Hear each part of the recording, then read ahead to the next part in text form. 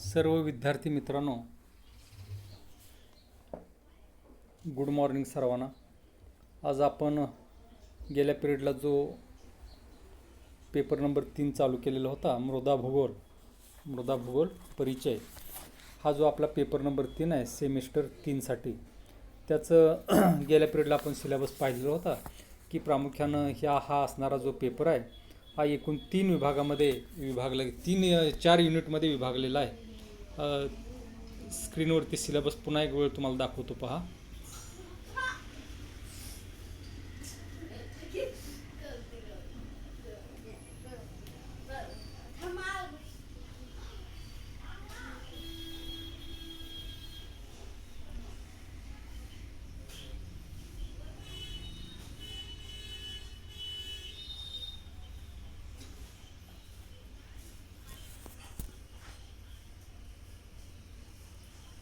स्क्रीनवरती हा जो आपला सिलेबस आहे त्यामध्ये गेल्या पिरियडला मी सांगितलं की प्रामुख्यानं 4 युनिट आपण या पेपरमध्ये अभ्यासणार आहोत.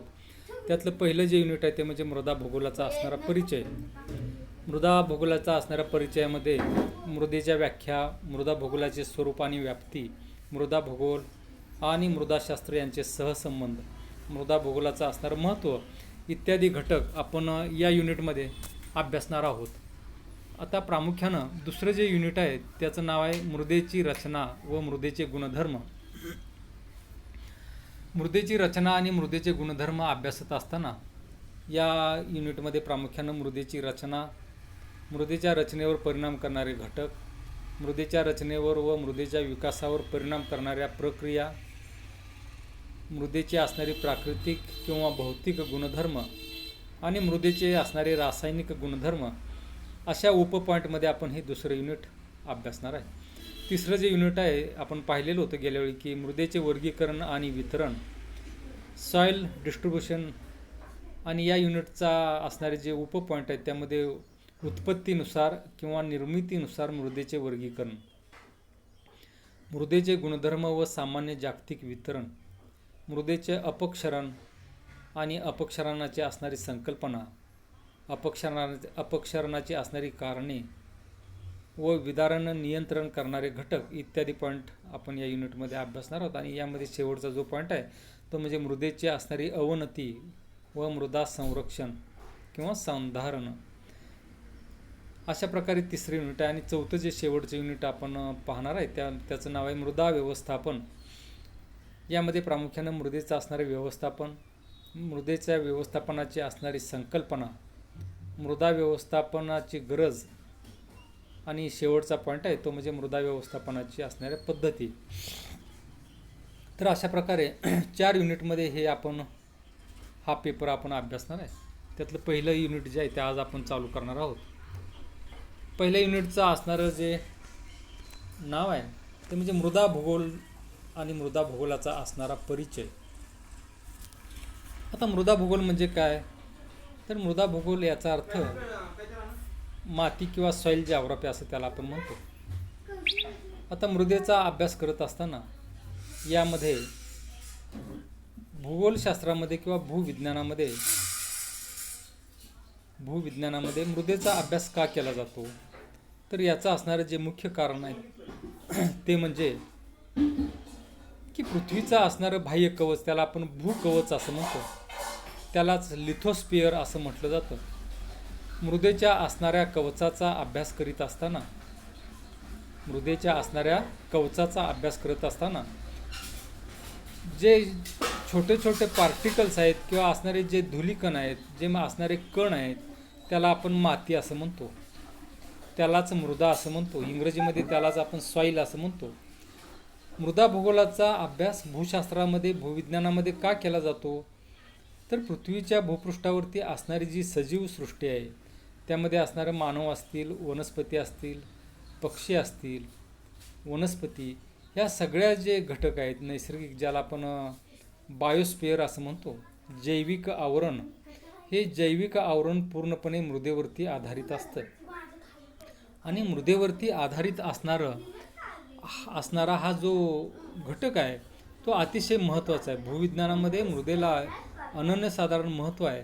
की मानवाचा जर आपण विचार केला तर त्याचा असणारा अन्न, वस्त्र, निवारा, त्याचे असणारे उद्योगधंदे, हे सगळे, ह्या सगळ्या गोष्टी ह्या पृथ्वीच्या भूपृष्ठाशी निगडीत असतात. एखादा कारखाना, एखादा उद्योगधंदा जरी आपण विचारात घेतला तर त्यासाठी कच्चा माल आवश्यक असतो, ज्याला आपण रॉ मटेरियल असं म्हणतो. आणि हे असणारं सगळं रॉ मटेरियल कुठून मिळतं? तर हे पृथ्वीच्या असणाऱ्या भूकवचावरती निर्माण होत असतं. म्हणून भूविज्ञानामध्ये, भूगोलशास्त्रामध्ये मृदेच्या अभ्यासाला अनन्यसाधारण महत्त्व आहे. आता मृदेचा अभ्यास करत असताना की प्रामुख्यानं मृदा हा प्राकृतिक घटक आहे. प्राकृतिक याचाच अर्थ नैसर्गिक असं त्याला आपण म्हणतो. प्राकृतिक भूगोलाच्या भूरूपशास्त्र, भूगोलाच्या असणाऱ्या मुख्य 2 शाखा आहेत. मी गेल्या पिरियडला तुम्हाला सांगितलेलं होतं की एक मानवी भूगोल आणि दुसरी प्राकृतिक भूगोल. प्राकृतिक भूगोलामध्ये कोणते विषय येतात? तर जिओमॉर्फॉलॉजी, भूरूपशास्त्र, जिओलॉजी, भूगर्भशास्त्र, क्लायमॅटॉलॉजी, हवामानशास्त्र, ओशिनॉग्राफी, सागरशास्त्र, सॉईल जिओग्राफी, मृदाशास्त्र, ॲस्ट्रॉनॉमी, खगोलशास्त्र. तर हे असणारे जे विषय आहेत हे प्राकृतिक भूगोलाच्या असणाऱ्या शाखा आहेत. दुसरा जो भाग आहे तो काय आपण या पेपरमध्ये अभ्यासणार नाही, परंतु भूगोलाची असणारी जी दुसरी महत्त्वाची शाखा आहे त्याला मानवी भूगोल असं म्हटलं जातं. मानवी भूगोलामध्ये कशाचा अभ्यास होतो? तर मानवी भूगोलामध्ये प्रामुख्यानं पर्यटन भूगोल असेल, आर्थिक भूगोल असेल, कृषी भूगोल असेल, विपणन भूगोल असेल, औद्योगिक भूगोल असेल, पर्यटन भूगोल असेल, हे सगळे जे मानवाशी निगडीत असणारे जे विषय आहेत, मानवाचा हस्तक्षेप ज्या ज्या गोष्टीत होतो त्या गोष्टींचा अभ्यास, दळणवळण भूगोल असेल, हे सगळे विषय हे प्रामुख्यानं मानवी भूगोलामध्ये अभ्यासले जातात. आणि मृदा भूगोल हा जो विषय हा प्राकृतिक भूगोलाचा एक महत्त्वाचा विषय किंवा शाखा म्हणून त्याकडे आपण पाहतो. आता प्रामुख्यानं भूपृष्ठावरील सर्वात वरचा भुसभुशीत जमिनीचा थर जो आहे म्हणजेच मृदा होय. मृदा म्हणजे काय? तर पृथ्वीच्या भूपृष्ठावरती असणारा सर्वात वरचा स्तर त्याला मृदा असं म्हटलं जातं. मृदेला आपण माती असं म्हणतो. विविध प्रकारच्या खडकांची झीज होऊन त्यापासून मृदेची निर्मिती होते. आता माती पृथ्वीच्या भूपृष्ठावरती कुठून येते? तर मातीची निर्मिती ही खडकापासून होते. पृथ्वीच्या भूपृष्ठावरती असणारे जे विविध प्रकारचे खडक आहेत, या खडकांच्या पासून मृदेची निर्मिती होत असलेली आपल्याला दिसून येते. आता प्रामुख्यानं ही असणारी मृदा आणि मृदेची निर्मिती ही कशी होते, सॉईल स्ट्रक्चर कसं असतं, हा भाग आपण नंतर अभ्यासणार आहे. परंतु या ठिकाणी एक भाग महत्त्वाचा आहे, तो म्हणजे ज्या खडकापासून मातीची निर्मिती होते त्या खडकाला जनक खडक असं म्हणतात. की उदाहरणार्थ आपण ज्या गावामध्ये राहतो, ज्या ठिकाणी राहतो त्या ठिकाणी विशिष्ट अशा प्रकारची मृदा असलेली आपल्याला पाहायला मिळते. ही मृदा कुठून आली? तर कुठूनही आलेली नसते, तर त्या ठिकाणी असणारा जो खडक आहे, त्या ठिकाणच्या आसपासच्या परिसरामध्ये असणारा जो खडक असतो त्या खडकाचं विदारण होतं, त्याची असणारी झीज होते. ती झीज कोण करतं? तर त्यासाठी एक नॅचरल एजंट्स असं नेमलेले आहेत निसर्गानं, एक नैसर्गिक घटक आहेत. ऊन, वारा, पाऊस, वाहतं पाणी, हे जे घटक आहेत हे घटक काय करतात? तर पृथ्वीवरती असणाऱ्या खडकांची झीज करतात. आता झीज करतात म्हणजे काय? तर एक मोठा खडक असेल तर त्याचे काही खडकामध्ये तुकडे होतात. आणखीन काही काळ गेल्यानंतर त्याचे पुन्हा एकाचे 2, 4, 6, 8, 32 असे तुकडे होत होत होत शेवटी कण तयार होतात. आणि हे तयार झालेले जे मातीचे कण आहेत, डस्ट पार्टिकल्स आहेत, हे ऊन, वारा, पाऊस या माध्यमातून, वाहतं पाणी असेल या माध्यमातून एका ठिकाणाहून दुसऱ्या ठिकाणी वाहून नेले जातात. आणि ज्या ठिकाणी सखल अशा प्रकारचा प्रदेश आहे त्या ठिकाणी ह्या असणाऱ्या मातीच्या कणांची साठवणूक होते आणि म्हणून त्या ठिकाणी आपल्याला मृदा पाहावयास मिळते. आता मृदा म्हणजे काय? मृदेच्या व्याख्या अभ्यासत असताना आपण एक 3-4 व्याख्या यामध्ये अभ्यासणार आहोत. तत्पूर्वी विविध प्रकारच्या खडकांची झीज होऊन त्यापासून मृदेची निर्मिती होते. या क्रियेला सूर्याची उष्णता, पाऊस, विशिष्ट हवामान, भूपृष्ठाची रचना, भूपृष्ठाचा उतार, भूकवचावरील खडकांचे रासायनिक गुणधर्म, खनिजांचे गुणधर्म इत्यादी घटकांचा सहभाग असतो. आता म्हणजेच याचा अर्थ काय, तर मुख्यतः पाण्यामुळे मृदेत विविध सेंद्रिय, जैविक, रासायनिक आणि खनिजाचे घटक मिसळतात. या मृदेत पिकांना व वनस्पतींना पोषक अशी अन्नद्रव्ये मिळतात. सर्व सजीवांना आवश्यक उपयुक्त पिके व वनस्पती या मृदेवर वाढतात, जगतात. म्हणून मृदेचे भूपृष्ठावर स्वतंत्र असे अस्तित्व निर्माण झालेले आहे. मृदा निर्मितीची क्रिया ही अतिशय मंद घडून येते. मी आत्ता थोड्या वेळापूर्वी तुम्हाला सांगितलं की खडकापासून मृदेची निर्मिती होते. आता खडकापासून मृदेची निर्मिती होत असताना या निर्मितीसाठी असंख्य वर्ष, असंख्य काळ हा जावा लागतो. आणि असंख्य वर्ष, असंख्य काळ गेल्यानंतर प्रामुख्यानं मृदेची निर्मिती होते, खडकांची झीज होते.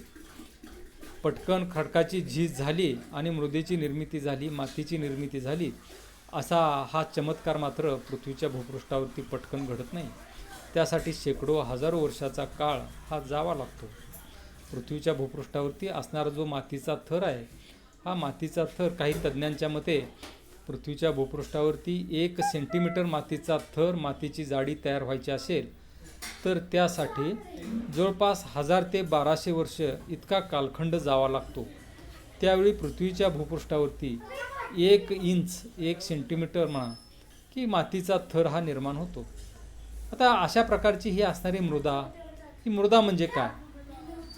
आता मृदा म्हणजे काय याचं ज्यावेळी आपण उत्तर पाहतो, त्याचाच अर्थ काय, तर प्रामुख्यानं त्याचा अर्थ काय, तर त्यालाच मृदेच्या व्याख्या असं म्हटलं जातं. आता मृदेच्या व्याख्या अभ्यासत असताना पहिली जी व्याख्या आहे ती अशी की भूपृष्ठावरील विविध प्रकारच्या खडकांची झीज होऊन त्यापासून निर्माण झालेला वेगळा कणयुक्त भाग म्हणजे मृदा होय. मृदा म्हणजे काय, तर भूपृष्ठावरील किंवा पृथ्वीच्या कवचावरती विविध प्रकारच्या खडकांची झीज होऊन, आता एकाच प्रकारचे खडक आपल्याला सर्वत्र दिसत नाहीत, विविध प्रकारचे खडक असतात. या सर्व खडकांची झीज होते आणि हे सुटे झालेले जे मातीचे कण आहेत त्यापासून निर्माण झालेला जो थर असतो किंवा कणयुक्त भाग असतो त्याला मृदा असं म्हटलं जातं. दुसरी एक व्याख्या अशी की ऊन, वारा, पाऊस इत्यादी प्रक्रियामुळे भूपृष्ठावरील खडकांचे विखंडन होते व त्यापासून तयार होणाऱ्या मातीच्या थरास मृदा असे म्हणतात.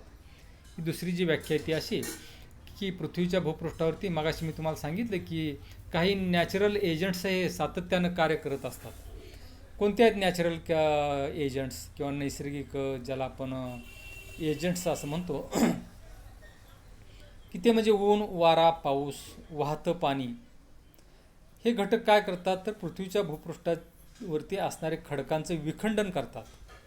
एकत्रित असणारा जो खडक आहे तो खडक विभागतात. त्याचे 2 चे 4, 6, 8 असे छोटे छोटे कण होत शेकडो हजारो वर्षानंतर त्याचे कणामध्ये रूपांतर होतं आणि हे असणारे जे कण आहेत या कणांना आपण मृदा असं म्हणतो. तिसरी जी व्याख्या आहे ती अशी की मूळ खडकांचे विदारण होऊन त्यात सेंद्रिय द्रव्ये, खनिजे, जल, वायू यांच्या मिश्रणातून माती किंवा मृदा तयार होते. भूविज्ञानाच्या दृष्टीनं आपण जर पाहिलं तर मृदा हा एक पदार्थ आहे. आता पदार्थ म्हणजे काय, पदार्थ ज्यावेळी आपण म्हणतो त्यावेळी पदार्थ याचा अर्थ खाण्याचे जे आयटम आहे त्याला आपण पदार्थ म्हणतो. परंतु इथं मात्र तसं नाही की उदाहरणार्थ भजी असतील, वडापाव असेल, उपीट, शिरा, पोहे असतील किंवा जेवणामध्ये असणारे इतर जे घटक आहेत या सगळ्यांना पदार्थ म्हणतो आपण. पण तुम्हाला दगड हा पदार्थ आहे म्हटल्यानंतर आश्चर्य वाटेल, माती हा पदार्थ आहे म्हटल्यानंतर आश्चर्य वाटेल. तर हे सगळे पदार्थ आहेत. नैसर्गिक नॅचरल व्याख्येच्या दृष्टीने जर पाहिलं तर हे काय आहेत, सगळे पदार्थ आहेत. माती हा एक पदार्थ आहे. पदार्थ कशाला म्हणतो की स्वयंपाकघरामध्ये आपले उदाहरणार्थ एक उपीट तयार केला असेल, पोहे तुमच्या आवडीचा पदार्थ तयार केला असेल तर तो पदार्थ केव्हा पदार्थ म्हणतो आपण? फक्त रवा असेल तर पदार्थ म्हणतो का? फक्त कांदे असतील तर त्याला पदार्थ म्हणतो का? तर नाही. असे अनेक घटक एकत्रित घेऊन तयार होणारा जो ॲटम असतो त्याला आपण पदार्थ म्हणतो. त्याला वडापाव म्हणतो, त्याला उपीट म्हणतो, त्याला भजी असं म्हणतो आपण, पोहे असं म्हणतो. अनेक घटक एकत्रित घेऊन त्याच्यावरती प्रक्रिया झाल्यानंतर तयार होणारा जो पदार्थ असतो, घटक असतो, त्याला पदार्थ म्हणतो. माती हा पदार्थ कसा, तर अनेक घटक त्यामध्ये आलेले आहेत. अनेक विविध प्रकारच्या खडकांचे असणारे कण एकत्रित आलेले असतात. त्यामध्ये अनेक सेंद्रिय घटक मिक्स झालेले असतात. अनेक खनिजांचे कण त्यामध्ये मिक्स झालेले असतात. त्यामध्ये पाण्याचा अंश असतो, जल, वायू असतो, वेगळ्या वायू जे आहेत, नायट्रोजन असेल, ऑक्सिजन असेल, कार्बन डायऑक्साईड असेल, कार्बन मोनॉक्साईड असेल, विविध प्रकारचे जे वायू आहेत, हे वायू ते थोड्या थोड्या प्रमाणात त्या घटकामध्ये मिसळलेले असतात. म्हणूनच मातीला आपण पदार्थ असं म्हणतो. पुन्हा एक वेळ बघा, मूळ खडकांचे विदारण किंवा विखंडन होऊन त्यात सेंद्रिय द्रव्ये, खनिजे, जल, वायू यांच्या मिश्रणातून तयार होणारा जो घटक असतो त्याला आपण मृदा असे म्हणतो. आता या पुढचा जो भाग आहे तो म्हणजे मृदा भूगोलाचे स्वरूप आणि व्याप्ती. मृदा भूगोलाचं स्वरूप कसं आहे, मृदा भूगोलाची असणारी व्याप्ती कशी आहे, याचा अभ्यास करत असताना की प्रामुख्यानं आपण आत्तापर्यंत मृदा म्हणजे काय पाहिलं, मृदेची निर्मिती कशी होते हा एक भाग आपण पाहिला. मृदा भूगोलाचे स्वरूप काय आहे आणि तिची व्याप्ती कशी आहे. मृदा भूगोलाचं स्वरूप थोडक्यात सांगायचं झालं तर अतिशय विस्तृत अशा प्रकारचं स्वरूप आहे. मृदा भूगोलाची व्याप्ती कशी आहे, तर ती सुद्धा अतिशय व्याप्त अशा प्रकारची, अतिशय विस्तृत अशा प्रकारची व्याप्ती आहे. मृदा भूगोल ही प्राकृतिक भूगोलाची एक स्वतंत्र शाखा आहे. तिलाच आपण ज्ञानशाखा म्हणून ओळखतो. सुरुवातीपासूनच पृथ्वीवरील जमिनीचा, मृदेचा अभ्यास करण्यात आला. पृथ्वीवरील मृदेचे वर्गीकरण केले गेले. मृदेच्या निर्मितीविषयी माहिती जमा करण्यात आली. त्यातून मृदा भूगोलाच्या शाखेचे स्वरूप बदलत गेले. मृदेची निर्मिती होणारी पिके, विविध प्रकारच्या वनस्पती यांचा अभ्यास केला गेला. मृदा ही नैसर्गिक आणि एक मौलिक नैसर्गिक साधन संपत्ती आहे. त्यावरून मृदा व हवामान, वनस्पतींचा व पिकांच्या वाढीवर होणारा परिणाम हे लक्षात घेऊन मृदा भूगोलामध्ये यांचाही अभ्यासात अवलंब केला आणि मृदेचा असणारं जे स्वरूप आहे ते बदलत गेलं. मृदेचं स्वरूप ज्यावेळी आपण अभ्यासतो त्यावेळी मृदेचं असणारं स्वरूप काल परत्वे बदलत गेलेलं आपल्याला दिसून येतं. 20 वर्षापूर्वी असणारं मृदा भूगोलाचं स्वरूप आज मात्र आपण अभ्यासत नाही. किंवा आणखीन काय काळ गेला, 5-10 वर्षानंतर मृदा भूगोलाचं स्वरूप आणखीन बदललेलं असेल. याचा अर्थ असा की मृदा भूगोलाचा असणाऱ्या अभ्यासाचं जे स्वरूप आहे, प्रारूप आहे, हे असणारं प्रारूप हे कालपरत्वे बदलत जातं आणि म्हणून मृदा भूगोलाचं स्वरूप कसं आहे तर ते बदलत आहे. एकाच प्रकारचं स्वरूप आपल्याला पाहावयास मिळणार नाही. त्यामुळे जसजसा पृथ्वीवरील मृदा स्तरांचा व मृदा प्रकारांचा अभ्यास होत गेला तसतसे मृदा भूगोलाचे ज्ञान वाढत गेले. मृदेच्या प्रकारांच्या वितरणांची शास्त्रीय माहिती उपलब्ध झाली आणि त्यानुसार मृदा भूगोलाचे स्वरूप बदलत गेले.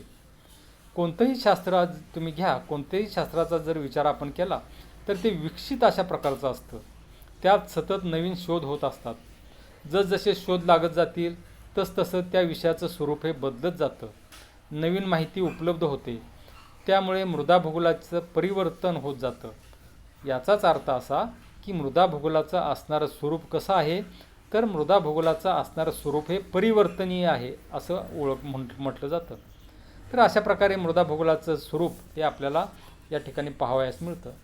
मृदा भूगोलाची असणारी व्याप्ती कशी आहे. आता मृदा भूगोलाची व्याप्ती अभ्यासत असताना की मृदा भूगोलाच्या अभ्यासातून जर आपण विचार केला तर मृदा भूगोलाची व्याप्ती ही अतिशय विस्तृत आहे. मी आता तुम्हाला सांगितलेलं होतं की मृदा भूगोलाच्या व्याप्तीचा विचार ज्यावेळी आपण करू त्यावेळी आपल्याला असं दिसतं की मृदेचा संबंध सर्व सजीवांशी प्रत्यक्ष अप्रत्यक्ष येतो. मृदा हा घटक असा आहे की प्रत्येक सजीव घटकाशी, वनस्पती असतील, प्राणी असतील, पक्षी असतील, मानव समाज असेल, सगळ्यांचा संबंध हा दररोज दैनंदिन जीवनामध्ये प्रत्यक्ष किंवा अप्रत्यक्ष येत असतो. पृथ्वीवरील मृदेच्या खंडात्मक वितरणाची माहिती जसजशी जमा होत गेली तसतशी मृदाशास्त्राच्या विकासाला चालना मिळत गेली. प्राकृतिक भूगोलाच्या सर्व शास्त्राशी मृदा भूगोलाचा संबंध आला. जीवशास्त्र, रसायनशास्त्र, वनस्पतीशास्त्र, भौतिकशास्त्र या शास्त्राबरोबरच अर्थशास्त्र, समाजशास्त्र, लोकसंख्याशास्त्र अशा विविध शास्त्राशी मृदा भूगोलाचा संबंध आला. पृथ्वीवरील भूपृष्ठावर निर्माण झालेल्या सर्वच शास्त्रांच्या विकासाला मंच किंवा प्लॅटफॉर्म उपलब्ध करून देण्याचं काम या मृदा भूगोलशास्त्राने केलेलं आपल्याला दिसून येतं. मृदेचा असणारा स्तर हा या सर्वांच्या विकासांचा आधार बनलेला आहे. कोणताही विषय घ्या, कोणताही घटक तुम्ही जर घेतला तर त्याचा सहसंबंध हा मृदेशी असतो. मानवी जीवन असेल, एकूणच सजीवसृष्टींचं असणारं अस्तित्व असेल, हे मृदेशी निगडीत असलेलं आपल्याला दिसून येतं. आणि म्हणून मृदा भूगोल आणि तिची असणारी व्याप्ती ही अतिशय विस्तृत अशा प्रकारची आहे म्हणून ओळखलं जातं. मृदाचा असणारा स्तर हा या सर्वांच्या विकासांचा आधार बनलेला आहे, किंवा ज्याला मूळ आधार असं जर आपण म्हटलं तर मूळ आधार कोणता, तर मृदेचा असणारा थर. म्हणून मृदेच्या थराला आपण भूमी किंवा जमीन असं म्हणतो, किंवा माता असं म्हणतो. मी गेल्या पिरियडला तुम्हाला सांगितलेलं होतं की माता किंवा आई असं आपण कुणाला म्हणतो, तर जी आपल्याला जन्म देते, जी आपलं विकास करते, जे आपलं पालन पोषण करते, तिला आपण आई असं म्हणतो. मृदेला आई का म्हणतो, तर मृदा ही सगळ्या सजीवसृष्टीच्या असणारी जननी आहे. ती आपला विकास करते, पालन पोषण आपल्याला मृदेतील मिळणाऱ्या घटकापासून होतं, म्हणून मातीला आपण आई असं म्हणतो. गेल्या पिरियडला आपण या विषयावरती बोललेलो होतो. सामान्य मृदा भूगोलात संपूर्ण पृथ्वीवरील मृदेचे स्थूलमानाने वर्गीकरण विभाजन केलेले असते. पृथ्वीवरील उष्ण, समशीतोष्ण, शीतकटिबंधीय भागातील खंड भागानुसार मृदेचे वितरण नकाशाद्वारे व्यक्त केले जाते. मृदेच्या भौगोलिक वितरणावर हवामानाचा, तापमान, पर्जन्य, आर्द्रता, वारे इत्यादी घटकांचा प्रामुख्यानं परिणाम होतो. तुम्ही स्क्रीनवरती ते पेज दिलेलं आहे, तुम्ही पहा की विविध प्रकारच्या असणाऱ्या खंडभागावरील प्रत्येक देशाच्या लहान लहान अशा खडक भागांचा अभ्यास हा त्या ठिकाणी केला जातो. प्रादेशिक अभ्यासात मृदेविषयी अत्यंत सखोल माहिती जमा केली जाते आणि अशा विविध प्रदेशातील मृदेंची माहिती मिळाल्यावर त्याच्यावरती तुलनात्मक अभ्यास केला जातो. त्यातून नकाशा हे साधन मोलाचे व उपयुक्त ठरते. अनेक लहान प्रदेशांच्या मृदा अभ्यासाचे एकत्रीकरण करून नंतर जिल्हा, राज्य, देश, खंड अशा विशाल क्षेत्रांची माहिती जमा होते आणि नकाशा, छायाचित्रे, कृत्रिम उपग्रहामुळे मिळणारी छायाचित्रे यांच्या माध्यमातून मृदेचा अभ्यास केला जातो आणि मृदा भूगोलाचा विकास किंवा तिची असणारी व्याप्ती ही दिवसेंदिवस बदलत जाते. मृदा भूगोल या शाखेचा उगम हा प्रामुख्याने 19व्या शतकाच्या अखेरीस झाला. याचाच अर्थ 20व्या शतकाचा जो पूर्वार्ध ज्याला आपण म्हणू, या पूर्वार्धामध्ये प्रामुख्यानं मृदा भूगोलाच्या विकासाला गती किंवा चालना मिळालेली दिसून येते.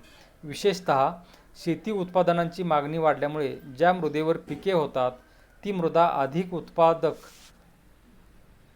किंवा तिचं असणारं उत्पादन जास्तीत जास्त कसं मिळेल या मूल्यमापनाकडे अनेक मृदा भूगोलशास्त्रज्ञांचे लक्ष गेले. रशियन भूशास्त्रज्ञ किंवा जिओलॉजिस्ट जे होते ते म्हणजे फी व्ही डोकुचाहू नावाचे जे रशियन शास्त्रज्ञ आहेत, यांनी प्रथम मृदा व नैसर्गिक घटक यांचा सहसंबंध याचं संशोधन केलं. मृदेच्या रचनेचा अक्षांशात्मक, आडवे किंवा उभे स्पष्टीकरण दिले आणि हा असणारा जो कालखंड आहे तो 1898 ते 1899 असा आहे. पर्वतीय भागातील व मृदेवरील मृदेची रचना, मृदेचे स्वरूप भिन्न असते हे सांगितले. डोकुचाऊ यांनी उत्तर गोलार्धातील मृदेचे विभाग स्पष्ट केले. ॲक्ट्रिक आणि ध्रुवीय मृदा, जंगलातील मृदा, समशीतोष्ण गवताळ प्रदेशातील मृदा, जांभी मृदा हे त्यांनी मृदेचे विभाग केले. मृदाशास्त्रातील महत्त्वाचं कार्य समजलं जातं. या त्यांच्या कार्याला डोकुचाऊ मृदा विभाग सिद्धांत असे म्हणून ओळखलं जातं. तर अशा प्रकारे डोकुचाऊ नावाचे जे शास्त्रज्ञ आहेत, चीन शास्त्रज्ञ आहेत, चीन देशातील, यांनी अतिशय मौलिक ज्ञान हे या विषयामध्ये दिलं आणि म्हणून या मृदा विभागाला प्रामुख्याने त्यांचं नाव दिलेलं दिसून येतं. डोकुचाऊ मृदा विभाग सिद्धांत म्हणून त्याला ओळखलं जातं. तर ठीक आहे, या पुढचा जो भाग असेल तो आपण पुढच्या पिरियडला बघू. ठीक आहे, आभार आहे सगळ्यांना, थँक्यू.